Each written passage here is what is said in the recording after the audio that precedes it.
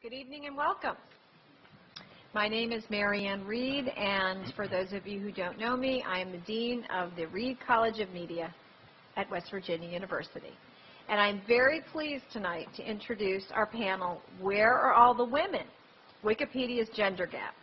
The panel is part of the college's ongoing Future of Media Now series and the WVU Library's new series, Talking Publicly, Conversations for a Better World. The event is being webcast live by the WVU Teaching and Learning Commons. And we encourage all of you, both those of you who are in the audience and those who are participating online, to join in the conversation in real time at our hashtag WikiGenderGap. And you can see the symbol in the screens. Wikipedia, it has become the go-to source for information on just about every topic. It is a modern-day version of the Encyclopedia Britannica that many of my generation grew up with, but on steroids. And here are some fun facts. According to Wikipedia, the website is host to more than 4.5 million articles that are written in English. It's estimated that more than 40% of American adults use Wikipedia as a reference tool, and nearly 450 million internet users go to the site each month. So many of us turn to it. But how many people realize that Wikipedia, the world's largest online reference tool, is written and edited entirely by volunteers? These are individuals who may have an expertise in a particular subject, but who are all passionate about making sure that people know about it. But here's another fact that isn't so fun. Wikipedia has a serious gender gap. Some people have called it Wikipedia's 12% problem.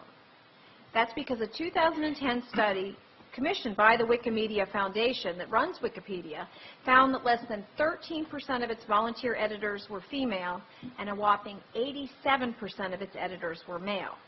And Wikipedia has a bit of a diversity problem in general. The typical profile of a Wikipedia editor is a white male, college-educated, and relatively affluent. So it's a pretty narrow slice of the population. So what's the problem? Why should we care? Well, remember that statistic about how many people use Wikipedia as a resource? The truth is they may not be getting a complete and accurate picture about the topics that they care most about. In short, there is a content gap. As you'll learn tonight, Wikipedia's gender gap impacts the type of information that's available on its website. There are a lot of lengthy entries about battleships, for example, fewer and shorter entries about fashion designers. And of course, there are more serious examples of gender bias that are often cited, including how Wikipedia articles address controversial topics such as rape. One of Wikipedia's strongest critics became one of its most lauded female editors. Tonight's panel presentation was inspired by and is dedicated to the late Adeline Cole, an academic with a PhD in English literature who also wrote articles for Wikipedia. Adeline was passionate about bringing a female voice and a perspective to Wikipedia, and she battled to make the online reference site more inclusive to women. And truly what sparked tonight's event was a conversation I had with the Dean of Libraries, John Cawthorn, who's moderating tonight's panel, because of a video that he saw about Adeline Cole and about her impact on a PBS documentary. And so I'm going to show you now a piece of that documentary, and that will kick off the panel. Thank you. Rebecca Morris is a prominent contemporary American artist. With a career spanning the last 20 years, her paintings can be viewed in galleries and museums around the globe, including the Museum of Contemporary Art Los Angeles and the Goetz Collection in Munich, Germany. And if you Google her, immediately images of her work and links to interviews appear. But prior to March 9th of this year, Rebecca Morris didn't have a Wikipedia page. Some say that this omission is a small example of a very large problem, the lack of female representation and participation on one of the world's most popular websites, Wikipedia. We definitely want to increase the number of women, but just increasing the number of women isn't necessarily going to improve the fact that content on Wikipedia itself is skewed. In that case, Adrienne Wadowitz was a dedicated Wikipedian, writing and editing content on Wikipedia as one of the nearly 75,000 active volunteer editors. I'm one of the 15 top contributors of high-quality content. And being a female editor put Wadowitz on a very short list. A study published in 2010 by the United Nations University and by the Wikimedia Foundation, the organization that runs Wikipedia, discovered that less than 13% of contributors are women. The same study found that the average Wikipedia editor is male and in his mid-20s. That means that voices and perspectives are being left out. Wadowitz first started editing Wikipedia 10 years ago while working towards a PhD in English literature. This led her to writing entries for authors like William Shakespeare and Jane Austen. She worked alongside dozens of other contributors on Shakespeare's page. Her experience working on Jane Austen's entry was very different. I and one other person worked on the Jane Austen article. So it's a pretty interesting dichotomy to me. People read Austen all the time, but they don't go to Wikipedia to edit it. Fewer women contributors, she said, inevitably influences what ends up on Wikipedia. One example, noted by a media columnist from the New York Times in 2011, is the lengthy descriptions in Wikipedia about The Sopranos, compared to the much shorter entry for the more female-oriented Sex and the City. Wadowitz said to attract more women editors, attitudes within the Wikipedia community need to change. This became clear when she revealed her gender after writing anonymously for several years. What happened once you identified yourself specifically as a woman editor? Well, there was a big change in how people treated me and how they viewed the information that I put on Wikipedia. There were a lot more questions about what I was adding. There was a lot more skepticism.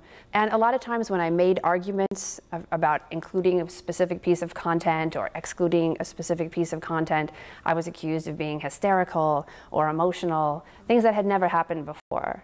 After the Wikimedia study came out, detailing how few women were editing, then Executive Director Sue Gardner set a goal of increasing female contributors to 25% by 2015. So I think one thing Wikipedia has to do as a culture is ask itself, are we willing to be this self-selecting and be this small? We can have many more people if we're willing to be a more welcoming community. To help achieve this, many groups have organized editathons, events where experienced Wikipedians and first-timers get together to help each other write new content.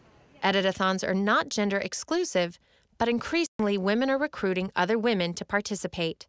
Do you think that more should be happening in order to try to increase the participation of women as editors and content on Wikipedia? In one respect, I would say that we need to add the voice of feminists to Wikipedia, who are going to talk about women as underrepresented groups.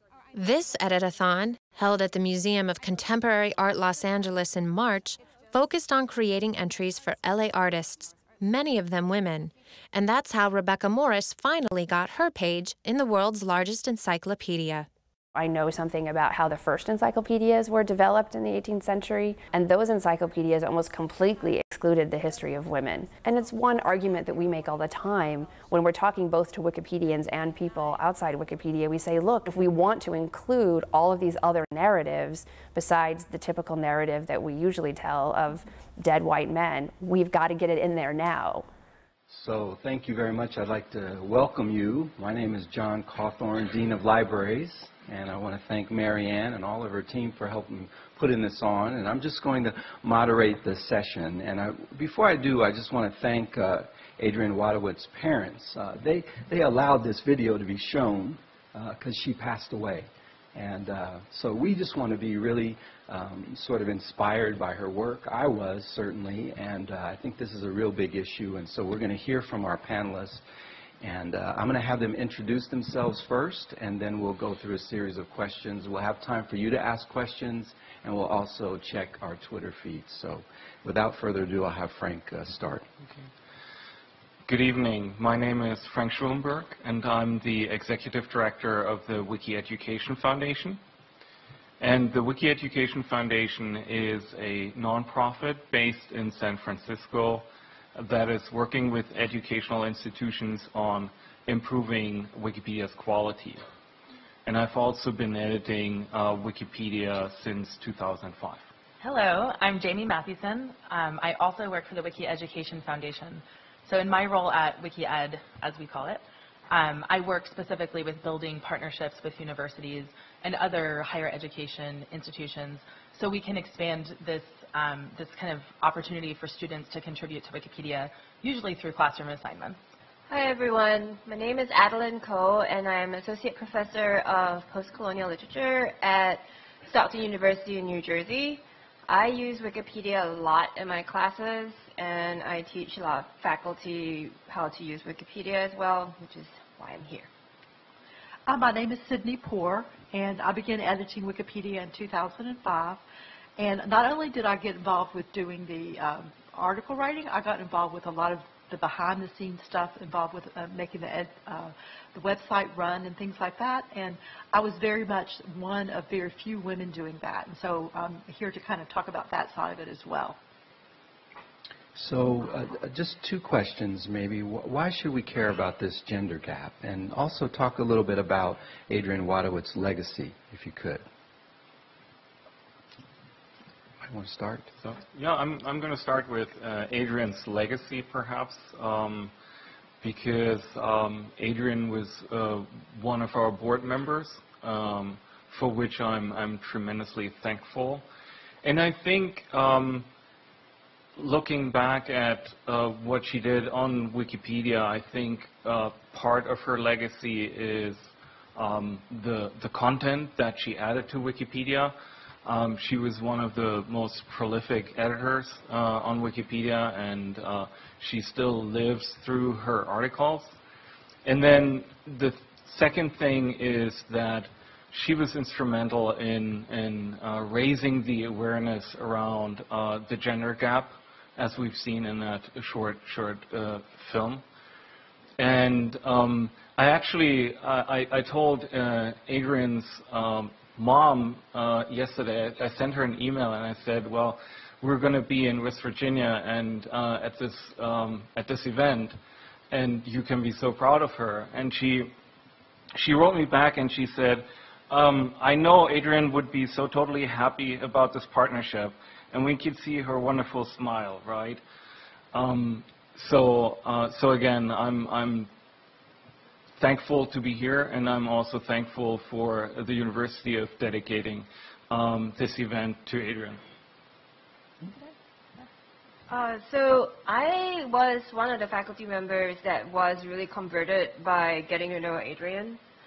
I got to know her, and I'm the co-founder of this website called Postcolonial Digital Humanities. And because of the impact of her work, we made rewriting Wikipedia, especially in terms of adding content to underrepresented populations, a really important part of our project. And so we came out with resources, we came out with different kinds of assignments, and we worked with Adrienne to kind of help people get really involved with Wikipedia.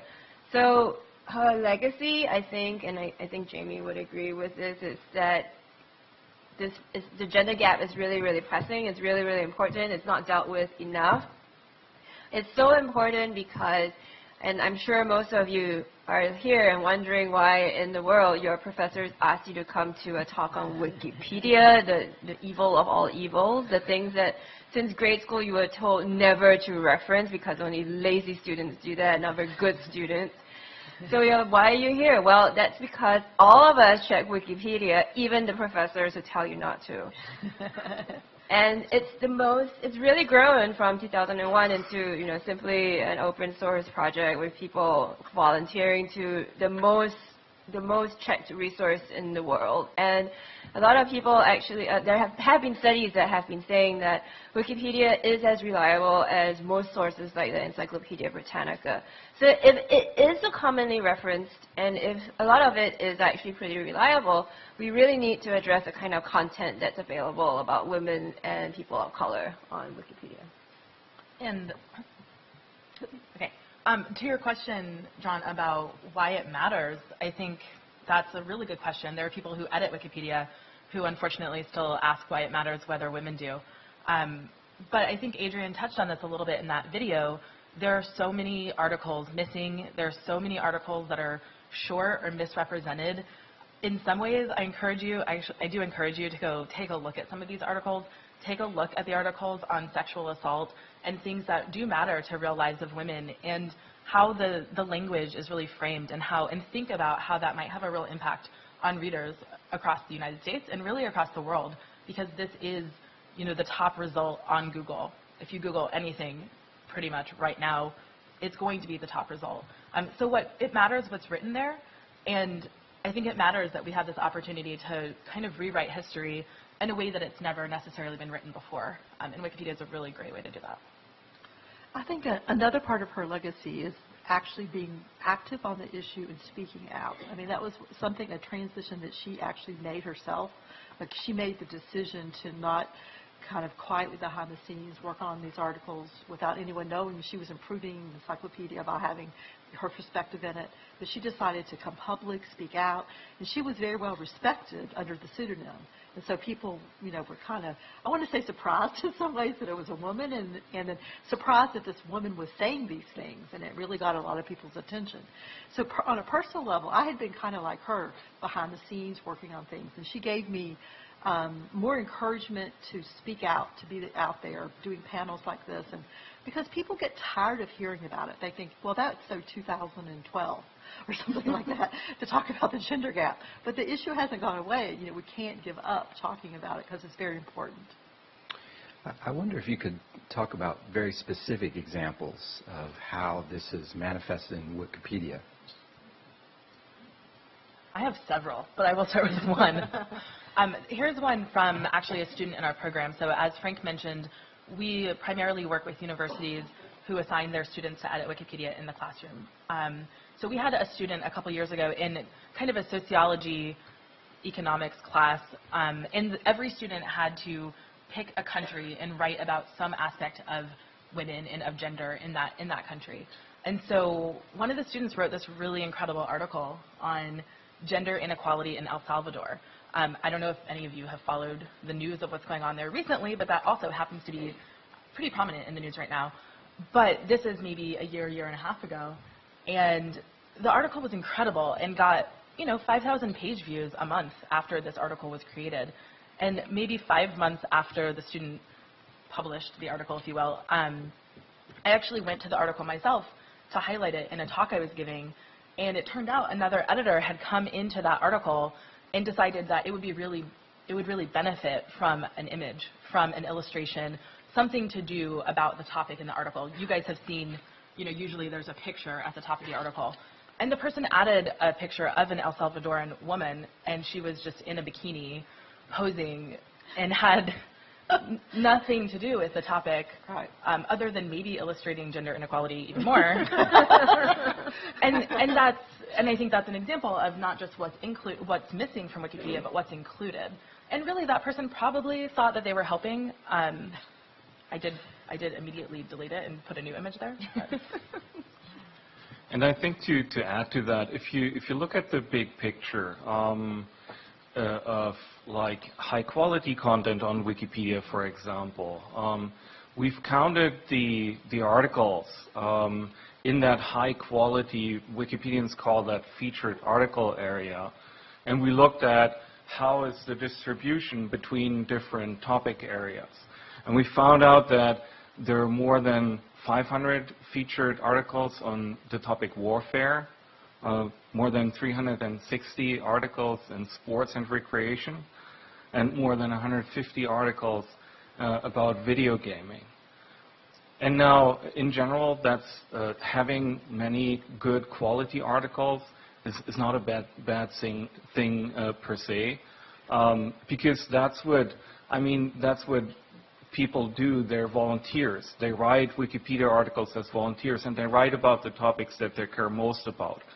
What the problem is that only in other areas we have only, like, for example, for business, economics, and finance, there are only 26 articles that are featured.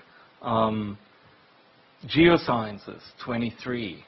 And so if you look at that, and Wikipedia is the encyclopedia that supposedly provides access to the sum of all human knowledge, then it shouldn't be just 500 articles about warfare and 26 or 12 for language and linguistics. And I think so. This is something that I hope we can change with this initiative.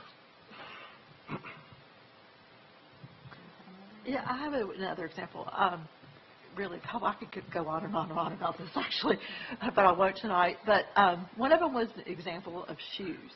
Okay, when we had images of shoes, the images of shoes were actually shoes, except for when we came to images of high heels. Images of high heels were women wearing high heels and often without a lot of clothes on as well.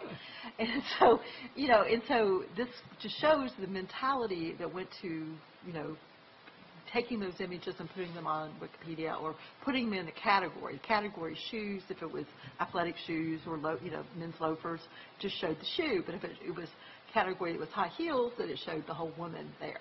So, I mean, those are types of things that come from the mentality of the people that are actually editing. And so there are a lot of women who think about fashion, they actually think about the shoe. They don't think about the woman in the shoe, objectifying her. And as well, I mean, I was recently looking at some of the articles that are on some of our health articles, and we had an awesome article that was being developed on Ebola. And they had left out one really key fact, and these people were putting a lot of effort into it, but they left out the breastfeeding part of it, and they went back and put it in later. And I think that the fact that you had primarily men working on that issue and not women, it just didn't occur to them to really go to that, think about, well, how would it affect me, if I was breastfeeding or something like that. And so I think that being really inclusive, a group of people editing can just touch all the bases and get everything covered much better. I also want to point to a different, deeper issue within the gender gap on Wikipedia. So once you start learning how to edit Wikipedia, you learn that you can't actually come up with your own original insights on Wikipedia. Wikipedia is a tertiary resource, meaning that the only stuff that can stay on Wikipedia is stuff that already has been published by people who are probably writing the stuff that you are allowed to cite in your research papers. So peer-reviewed articles, fact-check magazines, and everything are good reference sources on Wikipedia. What this means is that Wikipedia replicates the gender gap that already exists in the print world. So I had a colleague from Princeton recently who's doing some new research on a black Ethiopian woman saint from the medieval period. And she wanted to write a Wikipedia entry about her. And so she wrote one, and her page kept getting deleted by an editor because the editor said that this woman was not notable enough, notability being a really important aspect of Wikipedia. So, and my colleague was also told that she was considered to have an unduly close relationship with the subject because she was researching the subject, and she was writing a book about the subject. So I worked with another friend of mine who works on Wikipedia a lot, Sarah Steerch, and we managed to get the article through. But this is an example, I think, of how the knowledge gaps that get created in Wikipedia, we can't just blame on Wikipedia's culture alone, because they come from print culture, which already has these gaps to begin with. I definitely agree with that. I think another example of something that does happen specifically because of the editors, this is one that was pretty prominent in the media. It was maybe a year ago, a year and a half. I think it was dubbed Category Gate, so some of you may have read about this. But essentially there was an editor who was going through Wikipedia and looking at biographies of authors and writers, specifically in America. Came across this category, if you will, called American writers, and thought there are just way too many pages in this category. We need to create a subcategory here because we just need to separate this out. And their first instinct was to remove all of the women from the category and call them American women writers. So the men were still American writers, and then the women were gendered. And so fortunately, someone came across that and really kind of put it out to the media, and people acknowledged this was a problem and came up with a resolution there. But there could have been so many other options. You could have separated out by geography or by decades or anything, but their first instinct was, oh, naturally, I'll put women in a box over there. They can just be removed and be separated. And that sends a signal, and that sends a signal to people who you're asking to come contribute that maybe they're not welcome, or that they should identify specifically as a woman, and that's not who's represented on Wikipedia. I should have made a comic about it. about that very thing. Really? Yeah. Probably too much to pull it up right now, but my comic actually had... Tweet it out later with the hashtag. I'll tweet it out with the hashtag. But my comic was about, there were all these white men behind these velvet ropes about American writers, and everybody, you could see like from behind, everybody who was outside of velvet ropes were people of color or women or white women. And so the person who was guarding the gates of the velvet ropes basically said, "I'm sorry, we have no more room. You have to go somewhere else." That's a good comment. We don't even need it for that. So I wonder if you all can kind of transition and talk a little bit about how you all are helping to bridge this gap in Wikipedia. We can start with Adeline, Sydney first, and then... There you go. Well, I decided to write articles about things that have to do with women, but I also decided to get involved with the behind-the-scenes stuff, because one of the things that really concerned me was that there were committees and things that help make decisions, like along the lines that we've been talking about, that were really 100% men or had just maybe one woman, like 1 out of 15. Like I had a period of time where I was on the arbitration committee on Wikipedia, which helps to settle disputes on Wikipedia if there's differences of opinion. And when I was on that committee, I was 1 out of 15.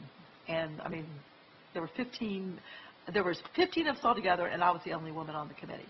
I also been on the Fund Dissemination Committee when I was like 1 out of, I think, 7 at the time. And this is just really not natural in the world today. I mean, I feel like I was living in the 70s again. I already went through this once in my life. But I decided it was worthwhile to go through this again and, kind of be the token woman where everyone turns and says, what does the woman think? Which obviously, I can't speak for all women, although I think that some women agree with me. So it's good that a woman is there, but I can't speak for all women. So I'm really around really wanting to promote more women coming and kind of laying the groundwork in these committees and constantly reminding them that they need to figure out ways to be more inclusive. Each committee itself needs to take on that responsibility of kind of breaking the boys' club and becoming more inclusive. So I've done a whole bunch of different things since I got inspired by Adrienne. So like I said before, one of the things that I run is a post-colonial digital humanities website. And so a big event that we've been doing at various occasions over the past few years is what we call the Global Women Write-In. And we find a whole bunch of pages of stubs or people, really important women, especially women of color, or international women who don't have pages or don't have enough information about them. And we organize edit-a-thons. So we have had 3 so far. And when we do edit-a-thons, we usually have in-person locations, and we also participate virtually over Twitter. So people kind of get together and write about Wikipedia and improve the content on Wikipedia. So that's one of the things that I've done. Another thing that I've done is to make editing Wikipedia part of my classes, and this I taught the capstone class for Women and Gender and Sexuality Studies program at Stockton University. It's called Feminist Theory. And I don't know whether I taught this class in feminist theory, and 2 other instructors, one from West Virginia University, who probably told a bunch of you to come here because I see you on a hashtag called FTN Theories. That's probably your instructor, Brian Hara. So he didn't co-teach me, but he taught a class on feminist theory here. I was teaching my class, and we all kind of had Wikipedia as part of editing Wikipedia as part of our class goals. And so instead of a final research paper, my students had to add 500 quality words about feminist theory-related content to Wikipedia. And they were so scared. They were so scared at the beginning because they were like, oh my goodness, it's not just my professor that's going to see this, it actually has impact in the world. And so they were really, really scared at first, but then they were really, really energized as well because it's going to be people other than their professor reading it. And I think that from all the times I've integrated Wikipedia into the classroom, first students are like, what? We can edit the devil thing over there? Really? What? And then the second reaction is, oh, wow, you mean there's actually a point to doing research. There's actually a point to scholarship, because this is what it's like to be a public scholar. And so they actually really, really get energized, and I've never had students more engaged and energized than when I integrate Wikipedia in my classes. Awesome. Sorry. Yeah, no. Well, I guess I have sort of two hats that I'll wear for this answer, because as a volunteer editor, it can come in waves. Anything you can do to help, to me, is a really great thing. So sometimes when I'm feeling particularly inspired, I'll spend a lot of time writing new articles, maybe biographies about women, or expanding existing articles that I think need a major rework. But sometimes it's really small things. I like to personally go into biographies and remove gendered terms, changing actress to actor, or maybe even somehow removing the gender from it altogether. There's a lot of different things that you can do like that. Going through and just reframing a sentence, changing a but to an and can make a really, I don't know how many of you are communication majors or composition, that can make a really big difference. Sometimes I've actually come across articles that say, well, she was a woman, but she discovered this. No, that's not okay with me. So there's a lot of kind of small things that you can do on Wikipedia. Kind of with my professional hat on, going along with what Adeline said, we work with, you know, I don't know, 100 classes last term, 130 this term, to combat just this type of thing. Content gaps that are missing on Wikipedia. And one really awesome thing that we realized we could do a year or 2 years ago is leverage the program that we have, because university students in the United States and Canada, where we work, are usually at least 50% women. And so last term we had 68% of our students were women, which is way higher than the 12% that's often cited on Wikipedia. So just by engaging more classes, we already kind of help curb some of that systemic bias. And then in addition to that, we've really decided this is a big focus. So we target classes that are more likely to be either made up by women or about topics that matter to women. So we have partnerships with the National Women's Studies Association and the American Sociological Association. So really making a big push to bring women in gender study classes onto Wikipedia, sociology, and then in various other disciplines that tend to be underrepresented. We haven't really targeted military history or video game classes yet, so I think that's good. So, and I think Jamie almost covered everything that I wanted to say. So let me add just this.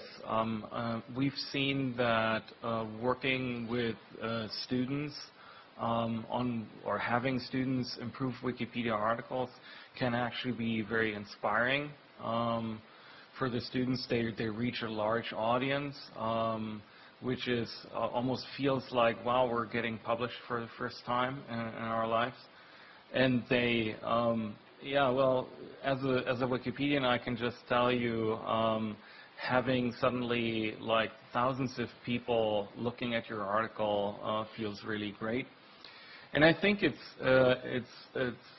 also through events like the event tonight, where we talk about our work, where we talk about the gender gap, where we talk about the content gaps that exist on Wikipedia, because I think many people are just not super aware of that these content gaps exist. They think, well, everything is done on Wikipedia. There's nothing else that I could add. And let me tell you this, there's a lot you can add, and editing Wikipedia is a lot of fun. So if you want to try this, please do.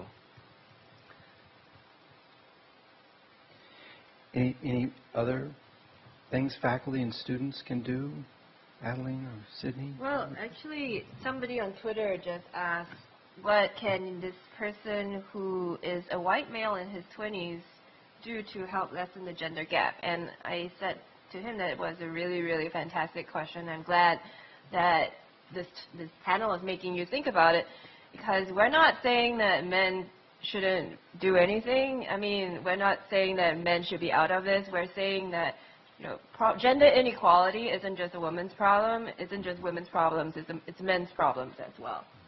So if you're a man or you identify as a man and you want to help improve the gender gap, the most important thing you can do is to improve content on Wikipedia about women or women's related issues. Add content. The content that's already there, like check out the typos, check the grammar, make it better.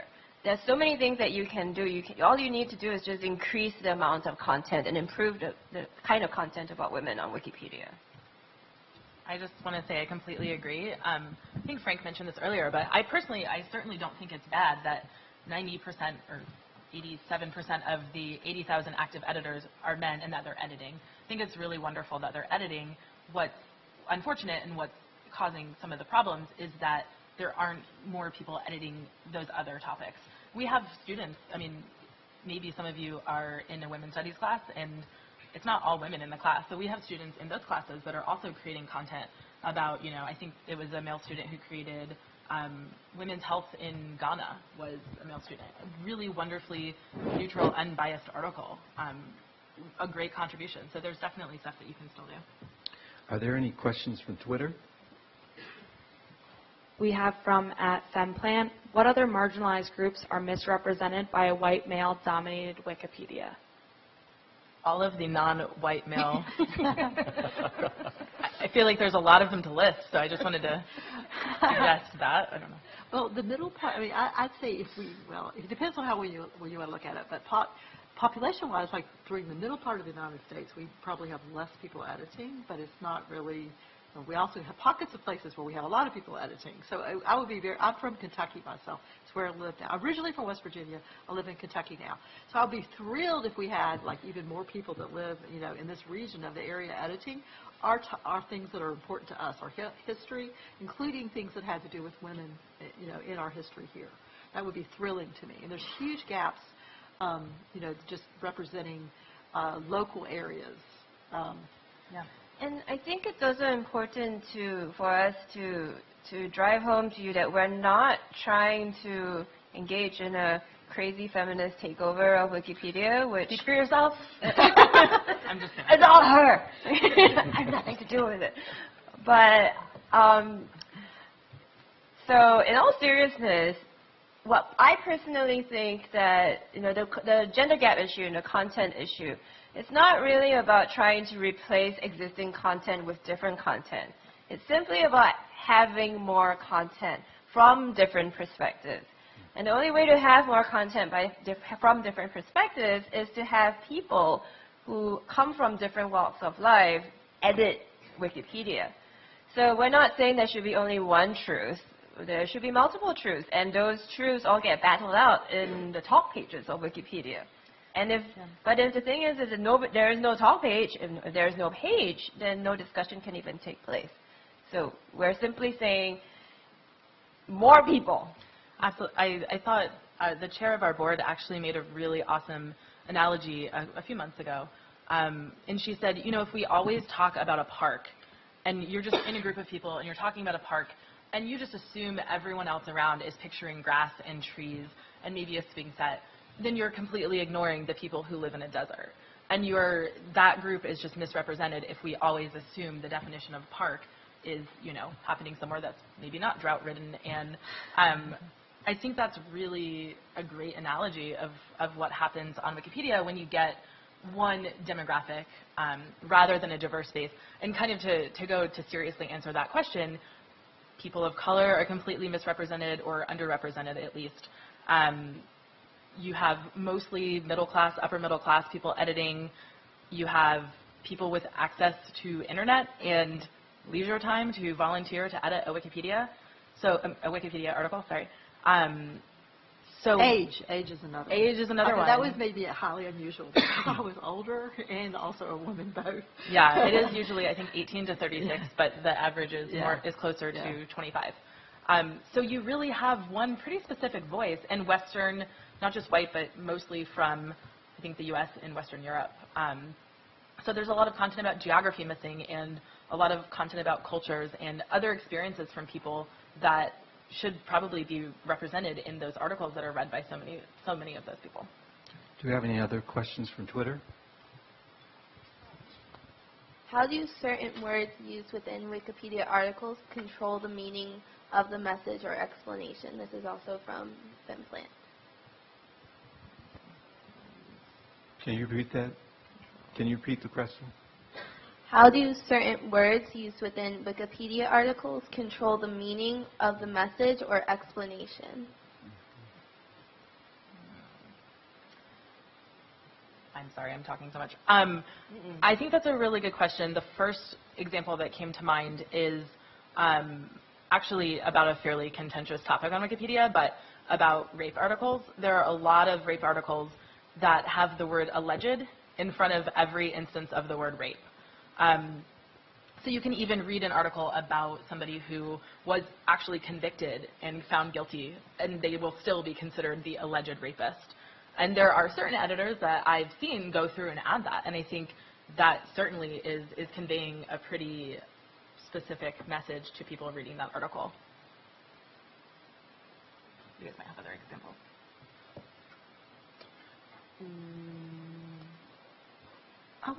I've still never really heard the question clearly. What was the question? How do certain words, how they're used on Wikipedia, control the meaning?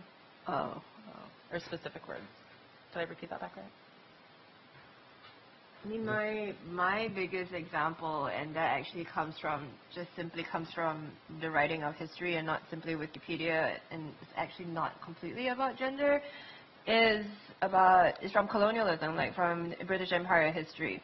So when the British called in the 1857 Sepoy Rebellion, the Indian Rebellion, Indian Rebellion of 1857, instead of calling it a war, a civil war, or the resistance, the way that the American fight for independence is currently called by the United States. So instead of calling it that, it's called a rebellion. And rebellion, the term rebellion obviously implies that some kind of loyalty is owed. And so in that sense, words, and that was a really good question you asked, words are always really political.